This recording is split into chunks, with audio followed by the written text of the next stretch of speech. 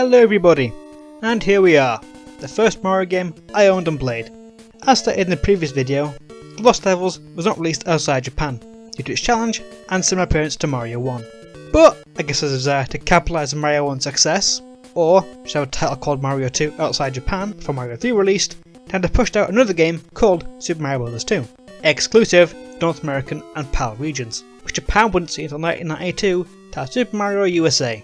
And from this point forward, whenever I say Mario 2, I'll be referring to this game and not Lost Levels, as that's the way I've always done it. Now Mario 2 is an interesting beast with background info. The bulk of Nintendo's main team would have already started work on other projects by the time Nintendo of America rejected Lost Levels, which left them scrambling around for an idea of what they could use to pass as an alternate version of Mario 2. Enter Doki Panic, a game release for Famicom Disk System in July of 1987, designed by Shigeru Miyamoto and is only popular because of its connection to Mario 2. Nintendo pretty much took the skeleton of Doki Panic and gave it a Mario skin, which can be seen just looking at the art for both games. The cast player characters was swapped, a run button was added, and it got an art style change. This is a pretty desperate measure to take, fully hijacking one game to sell it somewhere else.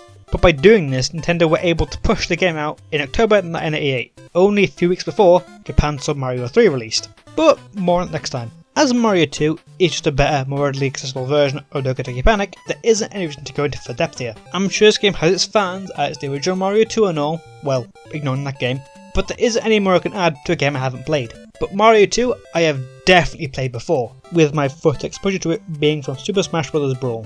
And Kid me enjoyed that enough to buy the game from his virtual console and play it fully. However, I haven't really gone back to it much since then. Not for any negative reason mind, more so my mind got hooked on other things. It wouldn't be until I got really into classic games around 2013-2014 I would give this another try. But the playthrough for this review is the first time I had beaten the game since 2009. Does the game hold its weight nowadays? Well, let's start with the story. Back in Mario 1's review, I mentioned this game had a slightly different story to the rest of them. This game taking place in the land of Subcon, where Mario is tasked with defeating the evil frog known as Wart, bringing along Toad, Luigi and Princess Toadstool. Mario and crew travel across Subcon, defeating Wart's minions and force feeding the frog until he finally falls. The end of the game though pretty much clarifies this game is nothing but a dream, with Mario waking up before taking a nap again. Yeah, the story isn't much better than the games, in fact it's probably worse with the game literally being a dream sequence, but I said it was different, not good. And Wart doesn't appear in any game after this, not including his brief cameo in Link's Awakening. Graphics wise, this game looks a step above what Mario 1 offered, with the environments in the S version being livelier, but backgrounds also from sometimes being just a solid colour. There's only like 3 level themes, grass, ice and desert, with desert levels being more common than I remember, but that may be due to Doki Panic having a slight Arabian theme. Overall though, it's a step up from the last 2 titles. Although I'm not a fan of Luigi's face here, it looks like he just ate a lemon. Also, this is the first game in which Mario's overalls are blue, although they are still red in the official box art. I think it's for the better though, it looks a bit too bold, with red overalls on top of the red hat. The side-scrolling gameplay is very similar to the previous games. The levels are separated into smaller chunks of levels, typically behind these doors, and each door acts like a checkpoint. So when you die, you respawn at the door or jar you went through. Yeah, some doors lock behind keys, which are more often not inside jars. When you pick it up, you have these masks, enemies known as Phantos, chase you until you put the key down or open the door, but they are kind of easy to deal with. Unlike most Mario games, when you need to jump on enemies in order to kill them, here you need to pick up an object and throw at them to take them out. This can get really annoying in the sand levels, as every single sand tile acts like a wall when you throw something. You can either pick up enemies to throw, the new power block drops all enemies on the screen when tossed, or by picking up vegetables and bombs from the ground, signified by the bundle of leaves. Bombs can also be used to break up a new paths behind certain weak blocks, which can lead you to open a shortcut to enter the level. Also from leaves, you can find a potion that when placed opens a door into subspace. You can pick up coins, use Iron Fist slot machine after each stage to gain additional lives, which can also appear from leaves. Also in subspace are the mushrooms, which grant the player an extra hit point. In Mario 2, each character starts out with 2 hit points, but this can be extended by 1 point for each mushroom grabbed, although you gotta be fast with this, as you only learn subspace for about 10 seconds. The mushrooms are the only power up in the game, Master Star, which returns but can only be found upon collecting 6 cherries scattered about the level. At the end of each stage is a mini-boss against new character Birdo. He spits a combination of eggs and fight at the player, with you using the eggs or his mushroom blocks to score 3 hits and win the fight, before getting the orb and moving on to the next stage. The bosses at the end of each world spouting different means and attacks, like Mouser's bombs, Triclide's fire, or Claw Glips rocks, they all die for making it 3 times, except Warp, who takes 6 hits. While still being pretty easy, I appreciate the attempt to try something different with the bosses, even if it's not out of coincidence. Straight off the bat, you can play as any of the 4 cast: Mario, Luigi, Toad and Princess. Yeah, it's a full naming game. Toadstool was named creator of the Western release of Mario 1, while Japan was already using the name Peach. It wouldn't be into Mario 64 though it didn't know her full name. Back into the characters. Each character, in essence, represents a difficulty mode, with certain characters having an easier time than others. Mario is the normal mode, and controls how you would expect: decent jump and decent speed. Toad is probably the hard mode. He picks you up quickly and is the fastest, but for me, doesn't mean much when his jump is the lowest. Princess is the easy mode, because while she takes forever to pick things up, often slower than a slug, she can jump the highest and hover for a little while, bypassing most of the stage.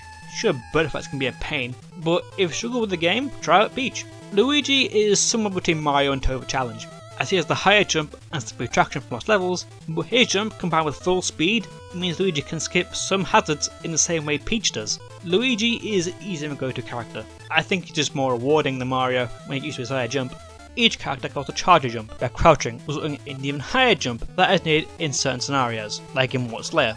Something else all the characters share though, is the ability to go from 0 to 100 in a second, which can throw a few jumps early on and take some getting used to. My biggest complaint though is how boring some level designs are. More than a few stages have screens of nothing but standing still, either magic carpets or birds. Enemies aren't really a challenge unless they blind surge out of the ground, but they can all be taken out with one shot, so they don't have any real impact. The only enemies that consistently gave me shit were the Sparks, due to how fast they move, and Pandas, because they fucking love to shower the stage on fire. One other issue I have is that this game is a lot shorter than I remember, with only 7 worlds at 3 acts each, Mars Foul which only has 2. This means there's only 20 levels compared to Lost Levels 52 and Mario 1's 32. Thankfully this game has new music for me to talk about, and honestly, I kind of prefer the tracks in this game to Mario 1. They are equally as short, but I think they're a bit catchier. The main overworld music is buoyant and joyous.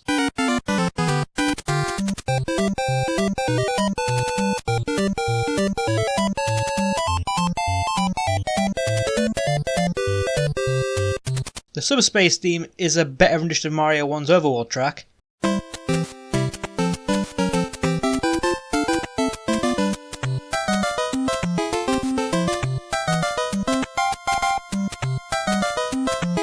And the character select song isn't too bad either.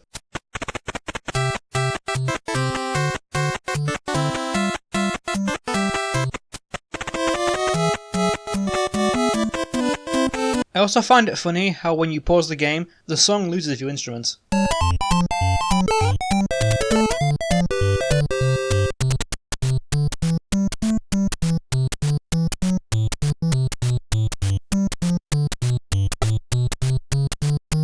The only song I'm not a fan of here is the cave theme. It's just a bit too dull for my liking.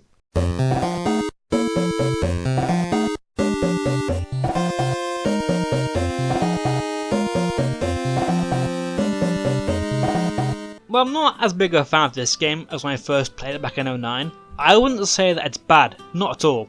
It's a much better sequel to Mario 1 than Lost Levels, even if that one was more faithful in its design. Despite not being originally intended as a Mario game, and while I think Mario 1 is still technically a better game, Mario 2 is completely harmless. It's probably the best example of a filler game. It continues the side-scrolling platforming genre Mario is known for, while changing up enough to keep it somewhat fresh, and serve as a means to tide fans over until the next game, Super Mario Bros. 3. Now this is going to be a new experience for me, as Mario 3 is easily the game I know the least about. This is also the last Mario game made for the NES, not counting spin-offs of course. So let's see if I send off in style. Thank you very much for watching, and good night.